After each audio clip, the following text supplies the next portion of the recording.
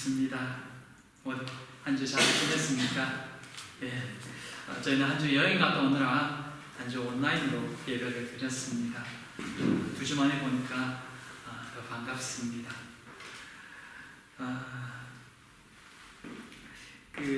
이탈리아는 처음 가봤거든요. 이번에 지금 8년째 살고 있는데 처음 한번 가봤는데 확실히 여기랑 분위기가 좀 많이 다르더라고요. 건물도 다르고 또 사람들은 뭐 유럽 사람이랑 비슷비슷한 것처럼 보이지만 어쨌든 분위기도 다르고 여러 가지가 새롭고, 또 하나는 뭐냐면 이 국경을 사이에 두고 국경 이쪽과 이쪽이 달라진다는 게 참 새삼 새롭게 느껴지더라고요. 나라가 다르다는 것이 이 어떤 집 모양도 다르게 만들고 환경도 다르게 만드는구나, 그런 것도 새삼 깨닫게 되었고요.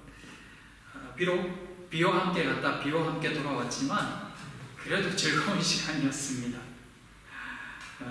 그리고 모두를 이렇게 다시 볼 수 있어서 더 좋습니다. 오늘부터는 날씨가 좋아진다고 하더라고요. 지금부터 여행 가면 좋을 거예요. 즐겁게 행복한 시간이 될 겁니다. 어쨌든 잘 다녀왔습니다. 오늘은 사도행전 27장 후반부의 말씀을 함께 살피면서 은혜를 나누려고 합니다. 사도행전 28장까지잖아요. 이제 거의 마지막을 향해 다다르고 있습니다. 지난번에 앞에 내용들을 잠깐 살펴보면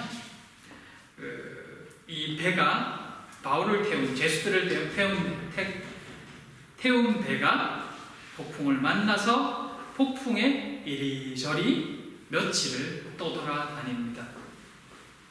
어떻게 할 수 없으니까요. 너무 거세서 그냥 바람에 배를 맡기고 그냥 바람이 밀어가는 대로 그냥 떠내려가기로 결정을 했던 것입니다. 그만큼 힘들었다는 거죠. 사원들이 보기에도. 그렇게 며칠을 바다 위를 떠다니고 있는데 모두가 지쳐있을 그 무렵에 바울은 하나님으로부터 한 음성을 듣습니다. 결코 그들이 죽지 아니하리라. 그러나 그들이 한 섬에 걸리리라. 그게 하나님께서 바울에게 주신 말씀이었습니다. 당시 바울의 신분은 죄수였습니다. 여전히 바다는 폭풍이 치고 있었고 자신들은 어찌하지 못한 채 그 거센 바람에 이기지 못해서 그저 바람이 부는 대로 그 바다 위를 그냥 떠다녀야 되는 위험한 상황 속에서 바울은 사람들에게 죄수이지만 당당하게 하나님이 주신 말씀과 감동을 전했습니다. 자신들의 힘으로는 아무것도 할 수 없는 그 상황에서 바울이 전하는 메시지는 분명히 위로가 되었을 것입니다. 비록 상황은 달라진 게 하나도 없지만 말입니다. 자신들은 모르지만 누군가 신을 믿는 자가 신의 음성을 들었는데 그 신이 우리를 살려주실 거라는 음성. 지푸라기라도 잡고 싶은 그들에게 바울이 전하는 메시지는 그나마 약간의 위로가 되고 약간의 소망을 가지게 만들었을 것입니다. 그렇게 또 며칠의 시간이 흘러갑니다. 변함없는 이런 상황 속에서 분명히 메시지는 들었지만 위로의 말씀은 들었지만 바뀌지 않는 상황 속에서 계속해서 살아가야 될 때 우리는 어떻게 해야 될까? 오늘 이 본문을 보면서 함께 생각하고 또 묵상해 보기를 원합니다. 하나님께서 이 말씀하신 이후로도 변함없이 며칠의 시간이 더 흘렀습니다. 바람과 비와 폭풍, 그렇게 파도에 떠밀려서 온 지 14일째 되는 그날 밤, 그들은 드디어 멜리데 섬이라는 곳에 해변에서 멀리 떨어지지 않는 곳까지 떠밀려 왔습니다. 멜리데 해변은 그 이탈리아의 남쪽에 있는 섬입니다. 굉장히 멀리 떠내려온 거죠. 육지 가까이 왔다는 것을 그 밤에 느낀 것은, 맨 처음 느낀 것은 사공들이었습니다. 물론 깜깜해서 아무것도 보이지 않지만 들려오는 파도 소리를 들으면서 육지에 가까워지고 있구나라는 것을 사공들은 느꼈던 것 같습니다. 오랜 경험에 의한 아마 그런 깨달음이었을 것입니다.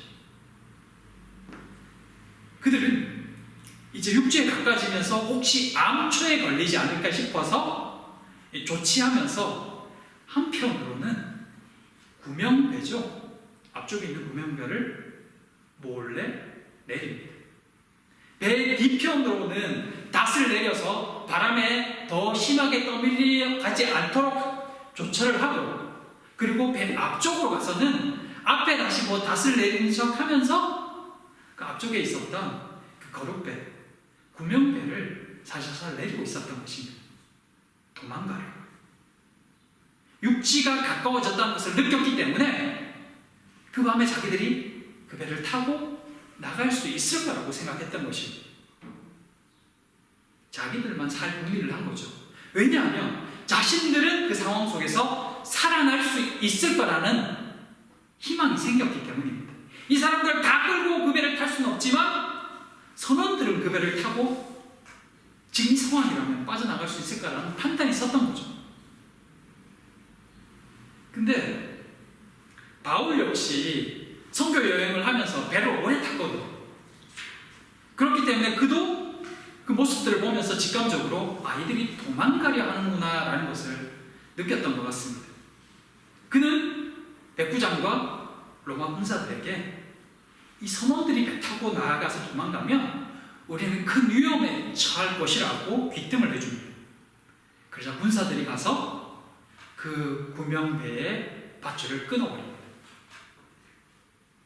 떠내려가 버리니까 결국 선원들은 떠나지 못한 채 그 배에 함께 있게 됩니다. 매우 간단한 이야기인데 이 배경을 생각해 보면 이런 생각들이 듭니다. 뭐 이래든 저래든 하나님이 바울에게 말씀하셨잖아. 하나님께서 바울에게 여기 있는 270명, 6명 다 살려주시겠다고 말씀하셨으니까 혹시 저 사람들 떠나가도 하나님이 살려주지 않으실까? 하나님 약속하셨으니까 하나님 살려주실 거야 라고 생각할 수도 있는데, 그러면 그냥 지켜보면 되지 않을까라는 생각도 들 수 있거든요. 실제 우리가 믿음 생활을 하다 보면 가끔 그런 경우들이 있습니다. 하나님 다 아시는데 하나님이 열어주실 거야, 하나님이 풀어주실 거야, 하나님 인도하실 거야. 당연히 그렇죠. 하나님은 약속을 지키시는 분입니다. 근데 그 과정 속에서도 하나님의 그 계획과 인도하심에는 늘 우리의 몫도 있다는 것을 기억할 필요가 있습니다. 살다 보면 가끔씩 그런 때가 있습니다. 저도 혹가다 힘들면 그런 생각들 할 때가 있어요. 어떻게 되겠지? 때때로 되겠지. 하나님 알아서 하시겠지.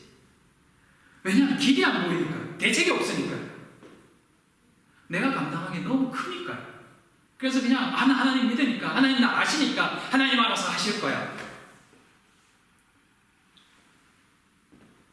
당연히 우리는 하나님보다 앞서가면 안 됩니다. 하나님의 뜻을 기다려야죠. 하나님의 뜻을 따라야죠. 하지만 그것이 우리는 아무것도 하지 않고 하나님이 일하실 때만 기다리면 돼, 하나님이 일하실 거야, 지켜만 보고 있으면 돼 라는 뜻은 아닙니다. 하나님 분명히 바울에게 그들 모두를 바울에게 주신다고 말씀하셨습니다. 그리고 거기에는 벳사공들도 포함되어져 있습니다. 그러기에 바울은 이 벳사공들이 몰래 도망치는 것도 막아야겠습니다. 왜냐하면 그들도 바울 손에 맡겨진 자들이기 때문입니다. 그들이 떠나가면 남은 사람들의 생명은, 그 배의 조정은 아무도 할 수 없기 때문입니다. 거기까지 확실하는 것입니다. 하나님은 우리의 가정을 지켜주십니다. 주님의 몸된 교회도 지켜주십니다. 우리는 그것을 믿습니다. 하지만 거기에는 우리의 노력도, 우리의 해야 할 일도, 해야 할 몫도 있습니다. 그것은 우리가 해야 할 일입니다. 하나님은 우리의 노력과 애씀까지도 하나님의 계획표 안에 가지고 계시다는 것입니다. 그래서 하나님을 믿고 하나님을 따른다, 하나님의 계획을 기다린다라고 말할 때는 이런 균형과 지혜가 필요하다는 것입니다. 맡긴다는 의미를 우리가 잘 기억해야 됩니다. 맡긴다는 것은 하나님께 모든 결과를 올려드리는 것입니다. 그러나 그 전에 우리가 해야 할 것은 해야 되는 것입니다. 하나님께서 우리를 지켜주십니다. 그러나 건강을 위해 우리는 우리의 몫을 감당해야 하는 것처럼 말입니다. 우리가 문제를 해결하기 위해 이 일들을 감당하기 위해 할 수 있는 일이 있다면 모두 실천해야 합니다. 그리고 나서 하나님께서 하나님의 몫을 감당하실 줄 믿고 그분을 신뢰하는 것입니다. 그것이 균형 있는 신앙생활이고 맡김의 삶입니다. 우리 안에 하나님이 주신 지혜와 판단력과 또 여러 가지 이성이 있습니다. 그래서 주님 안에서 잘 활용해야 합니다. 노력하고 애써야 합니다. 그리고 우리를 지키시는 하나님께 그 결과를 올려드리면 되는 것입니다. 그러면 하나님께서 하나님의 일을 해 나아가시는 것입니다. 우리 안에 이런 균형들이 잘 맞춰진 건강한 신앙인들이 다 될 수 있기를 소망합니다. 하나님께서 분명히 보여주실 것입니다. 우리가 무엇을 해야 될지 알게 하실 것입니다. 그러면 우리는 그것을 하면 됩니다. 그러면 하나님께서 그 길을 인도하실 줄 믿습니다. 오늘 본문에는 참 재미있는 장면이 있습니다. 바울이 백부장에게, 군사들에게 지금 선원들이 배를 타고 나가려고 한다라고 이야기하잖아요. 그러자 군사들이 어떻게 합니까? 가서 그 배에 연결된 밧줄을 끊어버리잖아요. 그죠? 지금 바울의 신분은 여전히 죄수거든요. 묶여있는 죄수예요. 근데 죄수의 말을 백부장도 듣고 군사들도 듣고 있습니다. 내가 함부로 할 수 있고 마음대로 할 수 있는 죄수의 신분인데 그 죄수의 말을 이제는 모두가 들어요. 이전 같으면 일어날 수 없는 일이죠. 또 남은 식량이 있어요. 먹으라고 해요. 바울이 먹으라고 이야기를 해요. 배불리 먹으라고. 하나님께 축사하고 그들에게 음식을 떼어줘요. 그러니까 사람들이, 거기 있는 사람들이 그 죄수가 나눠주는 음식을 받아 먹어요. 배불리 먹고 안심해요. 그리고는 남은 밀을 바다에 다 버려요. 무슨 말이죠? 밀을 버리고 배를 가볍게 해서 이제 육지로 들어갈 거라는 거예요. 뭘 믿고요? 뭘 믿고 그들이 바울의 말을 따를까요? 처음에 바울이 지금 떠나면 안 된다고 말했을 때 아무도 안 들었어요. 백부장도 안 듣고 군사도 안 듣고 선원들도 선주도 아무도 그 말을 안 들었어요. 그래서 결국 출항했다 곤란을 당했잖아요. 근데 지금은 굉장히 곤란한 상황인데 모두가 바울의 말을 들어요. 이렇게 하자고 하면 이렇게 하고 이렇게 하라고 하면 이렇게 해요. 상황이 완전히 역전되어졌어요.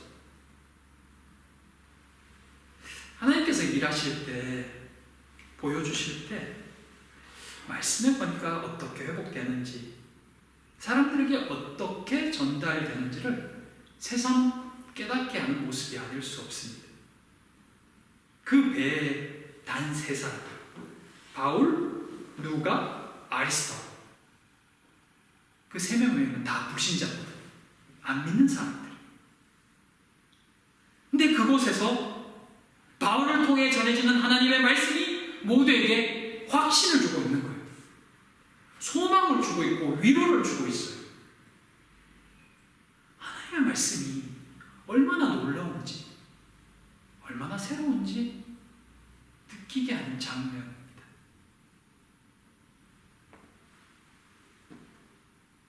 어제 아침에 오랜만에 그 독일 한 사이트, 여러분들 잘 아는 우리 한 사이트의 글들을 잠깐 봤어요. 갑자기 생각이 안 나는데 그 이름이, 근데 거기에 보니까 마침 거기에 딱 한인교회에 대한 한 글이 올라와 있더라고요. 이제 본인이 느낀 한인교회에 대한 상처와 본인의 주관적인 글들을 이렇게 써놨더라고요. 근데 아침에 몇 사이트를 열어서 소식 좀 보려고 들어갔는데 내 눈에 띈 첫 글이 그 글이었는데, 그거를 쭉 읽는데 마음이 참 착잡해지더라고요. 그분이 쓴 신학적인 부분이나 목회적 환경에 대한 지식들은 이 잘못 알고 있는 부분들이 여러 있었지만, 그럼에도 그분이 초신자로서 교회에 가서 받았을 상처들, 또 여러 말들을 들으면서 생겼던 오해들, 그런 것들을 쭉 읽는데 그 오해들, 여러 가지 것들이 제 마음 되게 많이 힘들게 만들더라고요. 더구나 그 밑에 댓글이 쭉 달렸거든요. 근데 그 글에 동조하는 댓글이 더 많았다는 것이 또 마음을 안 좋게 만들었습니다. 독일에 있는 한인교회들의 여러 안 좋은 모습들, 또 교회 안에서 성도들 간에 일어났던 여러 일들, 여러 가지 것들을 쭉 보면서 밑에 뭐라도 한 줄 댓글이라도 쓰고 싶었는데 참았습니다. 이게 글로 써서는 될 문제가 아니라는 생각이 들었기 때문입니다.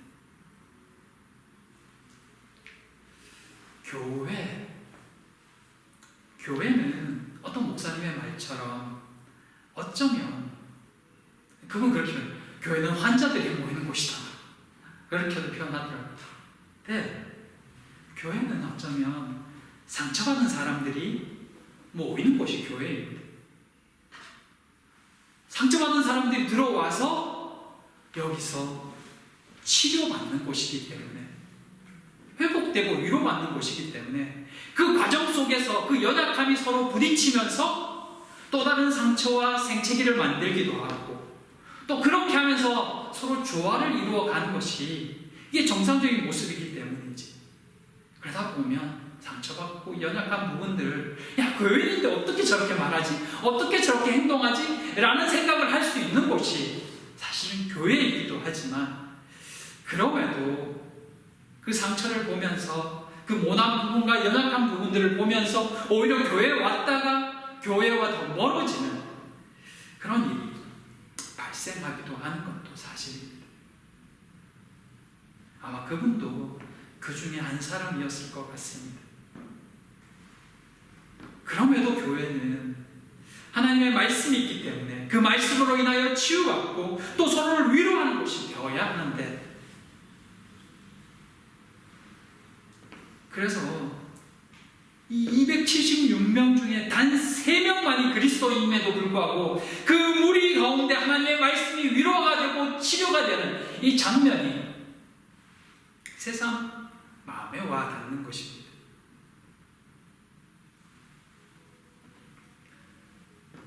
교회는 믿지 않는 사람들의 위로가 되고 쉼터가 되어야 되는데, 갈수록 오히려 세상의 걱정거리로 변하고 있는 듯한 모습을 볼 때마다 참 마음이 안 좋고, 왜 이렇게 교회가 말거리가 되어야 되는가 하는 안타까움들이 밀려오곤 합니다.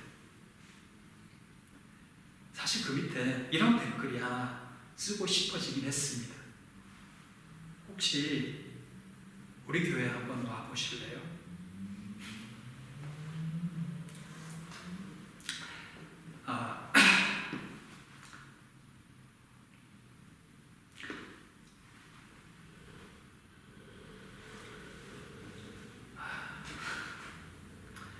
사랑하는 성도 여러분, 하나님의 말씀의 능력은 믿는 사람의 많고 적음에 달려있지 않습니다. 그 말씀을 믿고 살아가는 단 한두 사람을 통해서도 얼마든지 하나님의 말씀의 능력이 나타나고 예수 그리스도가 전해집니다. 그를 통해 하나님의 살아계심이 증거되어집니다. 우리 모두가 그런 소망을 품고 그런 사람으로 여러분이 있는 그 현장에 서 있었으면 좋겠습니다. 단 세 사람이 273명에게 하나님의 말씀이 능력 있음을 확신으로 느끼게 해주었듯이 우리가 한 사람이 그리스도인으로 온전히 서 있을 때 여러분이 있는 그 공동체에 하나님의 살아계심이 증거되어질 줄 믿습니다.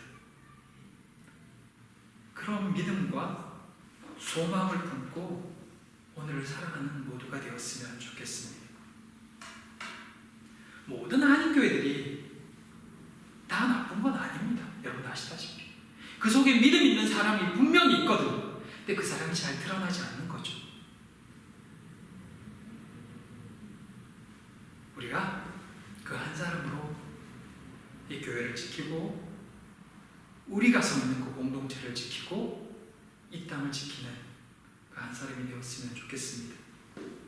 하나님께서 이곳에 있는 우리를 통해서 하나님의 말씀이 능력 있음을 드러내 주시기를 진심으로 소망하고 기도합니다. 둘째, 나 살려주셨다. 날이 밝아오자 서서히 눈앞에 이 경사진 해안이 보이기 시작합니다. 그곳에 배를 대기 위해 닷을 끊어서 무게를 줄이고 돛을 달고 바람에 맞춰 해안으로 들어갈 수 있게 배를 조정합니다. 하지만 육지에 닿기도 전에 모래톱에 박히고 맙니다. 그곳은 두 물결이 만나는 곳이기도 했습니다. 결국 거친 파도가 배 후미를 강타했고 아픈 모래톱에 박혀 있어서 결국 그 파도에 배 뒷부분들부터 깨지기 시작합니다. 그러자 사람들 사이에서 큰 동요가 일어납니다. 특별히 큰 동요는 로마 군사들 사이에서 있었습니다. 그들은 백부장에게 죄수를 다 죽이자고 제안합니다. 배가 깨지고 있는데 도망갈 생각을 하지 않고 왜 군사들은 죄수들을 먼저 죽이자고 했을까요? 그 이유는 당시 이 죄수에 대한 로마 규정 때문이었습니다. 당시 죄수들을 담당하고 있는 간수는 죄수를 감독하고 보호해야 할 뿐만 아니라 혹 그 죄수가 탈출하게 되면 그 벌을 대신 받게 되어 있습니다. 대부분은 그들을 대신해서 자신들의 목숨을 내놓는 경우가 허다했습니다. 바울을 지키고 있던 한 간수가 감옥문이 열려 있음을 알고는 자살하려고 했던 이유도 바로 이것 때문이었습니다. 죄수가 도망갔으니까 그 죄를 자기가 대신 당해야 되거든요. 근데 자식이 살아있으면 가족까지도 영향을 미칠 수 있다는 거죠. 그래서 자신이 그냥 목숨을 끊음으로 가족이라도 보호하겠다는 그런 생각에 목숨을 끊으려고 했던 겁니다. 로마 군인들도 이 법을 알기 때문에 죄수들이 아예 처음부터 탈출하지 못하도록 다 죽이자고 이렇게 제안을 했던 것입니다. 어쩌면 지극히 당연한 생각인지도 모릅니다. 그대로 두었다가는 자신들의 목숨이 달아날 판이거든요. 그 상황 속에서 그들이 할 수 있는 선택지가 별로 많지 않았던 것입니다. 일단은 내가 살아야지. 내가 살고 봐야 다음이 있잖아요. 그건 사실 상황도 마찬가지였어요. 일단은 내가 살고 보는 거죠. 그 다음에 타인이 있는 거지. 내게 목숨이 붙어 있어야 다른 사람들을 볼까? 지극히 인간적인 생각들, 본능적인 생각에 의해서 그들도 그 밤에 몰래 도망가려고 했던 겁니다. 백부장은 왜 군사들의 제안을 거절했을까요? 자칫하면 자신이 총책임자잖아. 그제 다 덤탱이 쓰고 자신이 죽어야 되고 심지어는 가족까지도 위험해질 수 있는데 말이야. 그는 그만큼 바울을 살리고 싶었던 것 같습니다. 처음부터 바울을 존중하기도 했지만 지금까지의 일들을 보면 바울이 말한 대로 다 됐습니다. 그의 말에는 확신이 있었고 신뢰가 있었습니다. 그는 분명히 하나님께서 다 살려주신다고 말씀하셨다는 거죠. 근데 그런 바울을 죽인다는 것이 내키지 않았던 것입니다.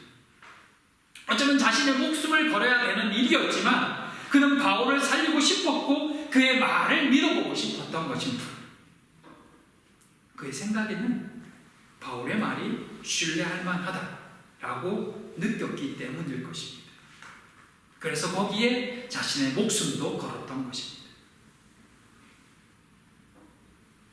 우리는 살아가면서 참 많은 선택을 합니다. 그 선택 중에 그 중에서도 나의 앞날이 걸린 선택이라면 더욱 신중해지지 않을 수 없습니다. 내가 이 결정을 어떻게 하느냐에 따라서 내 앞길이 달라진다, 내 가족의 장래가 달라진다, 살아가는 모습이 달라진다고 할 때 그걸 어떻게 가볍게 생각할 수 있을까요? 그때는 내가 가장 중요하다고 생각하는 그것을 중심으로 결정할 것입니다. 그리고 그것을 위해서라면 덜 소중한 것을 버리는 결정을 하겠죠.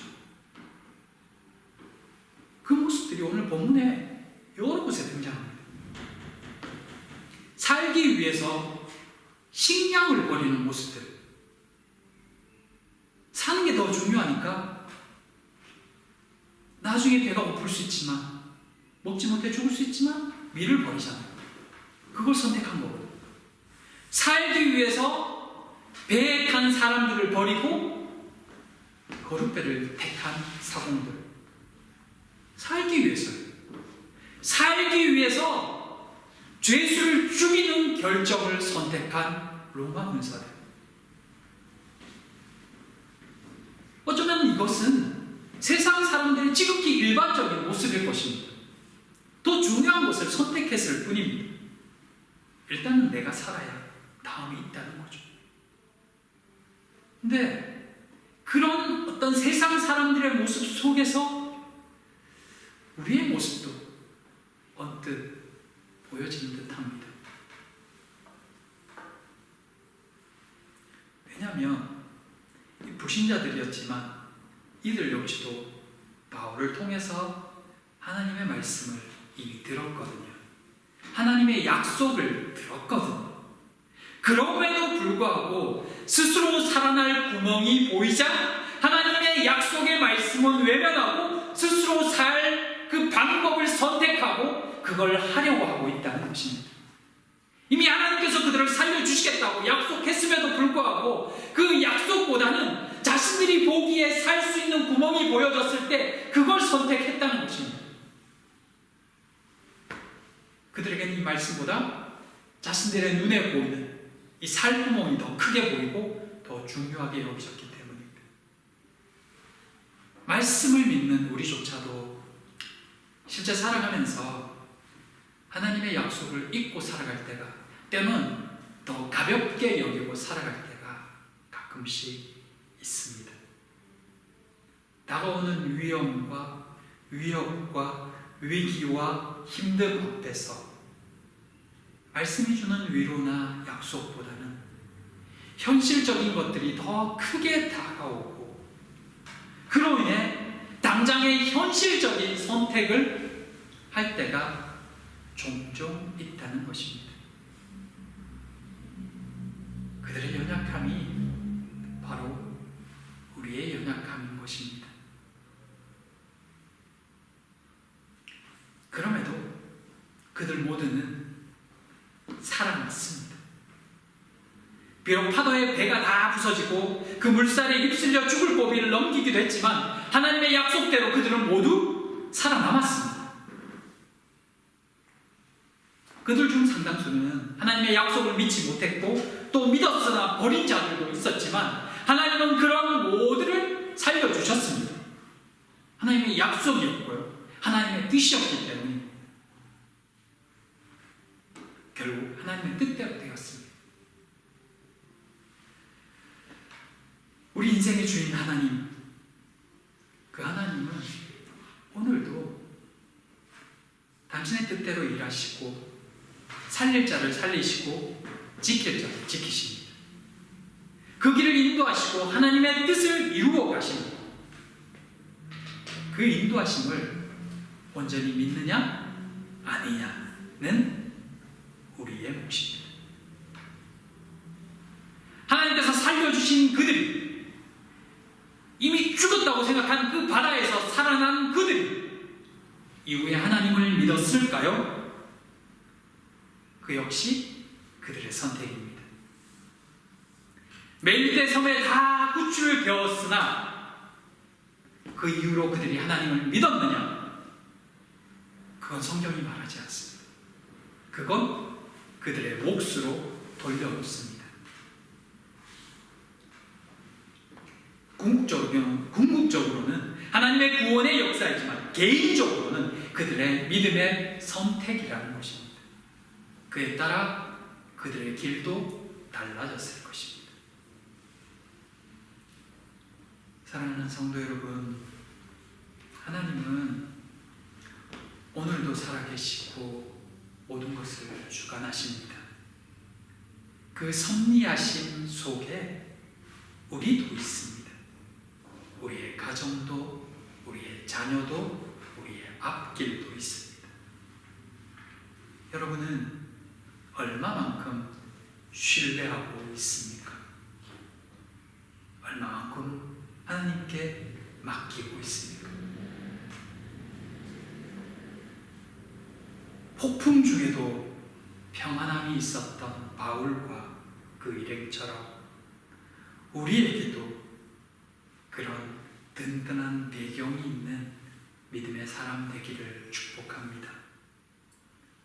때로 그 가는 길이 폭풍 속이라 할지라도, 때로는 망망한 바다 위라 할지라도, 암초에 걸린 상황이라 할지라도, 그래서 고통과 두려움이 몰려올지라도 하나님이 우리 인생의 주인이시라는 것, 여호와께서 내 길을 가장 잘 알고 계시다는 것을 믿음으로 받아들일 수 있는 모두가 되기를 바랍니다.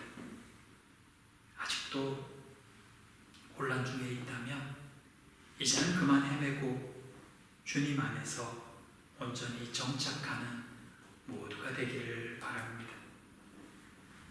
아버지께서 사랑하는 우리 모든 성도님들 가운데 든든한 믿음을 주시기를, 그 속에서 평안을 누리는 모두가 되기를 진심으로 축복하고 기도합니다. 기도하겠습니다.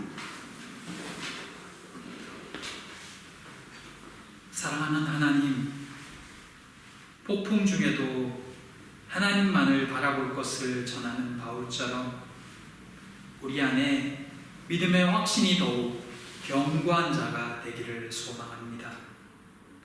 말씀을 듣고도 현실 앞에서 세상적 선택을 하는 믿음 없는 자 되지 않게 하여 주시옵소서. 주의 말씀을 따르고 주의 길을 따라 오늘을 살아가는 모두가 되기를 바라오며 예수님 이름으로 기도드립니다. 아멘.